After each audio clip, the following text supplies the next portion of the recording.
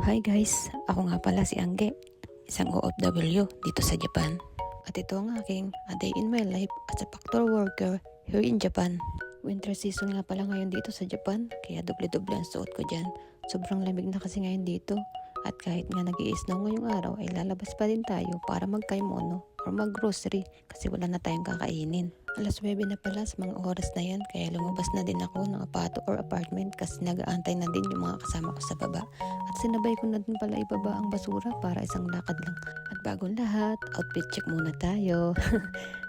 Nagdala na din ako ng gloves dyan kasi nga sobrang lamig na dito. Hello guys, nag-i-snow na guys. Guys, ang taas na guys. Diba? Kung kailan nag-i-snow, saka kami lalabas. Tara na! Hi! Sama nyo ako sa vlog nyo.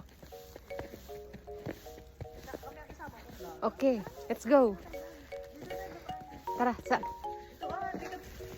Hello guys! Dito kami oh. Itong dalawa kong tumudachi.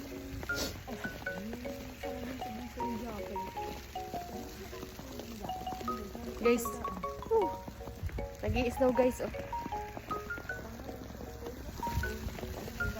Pag nagsobra, ang lamig niya, boy, makamutulog ko.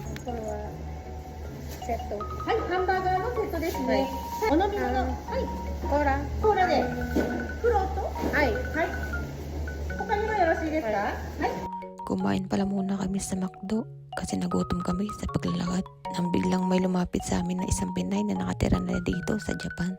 At pagkatapos nga namin kumain sa McDo ay nagpaalam na rin kami sa nakausap namin na Pinay at dito na kami dumiretso sa Genki kung saan kami mag-grocery. At ang mga grocery ko pala dyan ay yung mga pang-stock ko lang kasi nga tamad akong mag-grocery. Mula Apato hanggang dito kasi sa Genki ay napakahirap mag-grocery kasi nga kailangan mong mag-taxi kung marami kang bibilhin.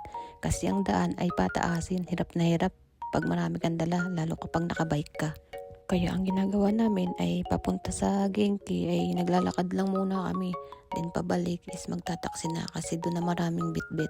At dito nga ay may nakita ako na dapat hindi bilhin. Pero tingnan ko kung ilang percent. Ayun, 3%. Pero hindi natin yung bibilhin. Yung isa bibili natin, oh, itong white, yan. Parang tubig lang naman yan.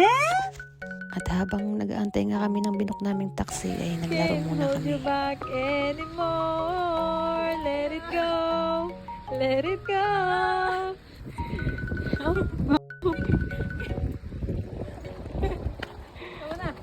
At sa wakas, dumating na rin ang aming nabok na taxi at ito nga palang aming pinamili. At syempre, another hirap na naman kasi ang room namin ay nasa 4th floor pa at wala ditong elevator kaya hagdan-hagdan lang. Hello guys, andito kami ngayon sa park.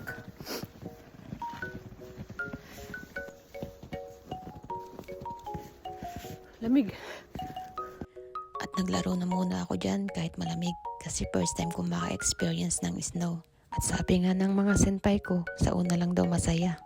Sa una nga lang talaga kasi pag uwi ko ng Apato, ayun, sinipon ako. At pagkatapos ko nga maglaro ay naggawa naman kami dyan ng snowman at nagtulong-tulong na kami dyan. Nag-gloves na rin ako dyan kasi sobrang lamig sa kamay, hindi kaya ng walang gloves. At nang maitayo na namin ay nilagyan ko na syempre ng mata, ayan o, mata, ilong. Tapos nilagyan ko na rin ng bonnet. At hanggang dito na lang guys ang ating video. Huwag ka ulit mawawala sa susunod na video. Bye bye!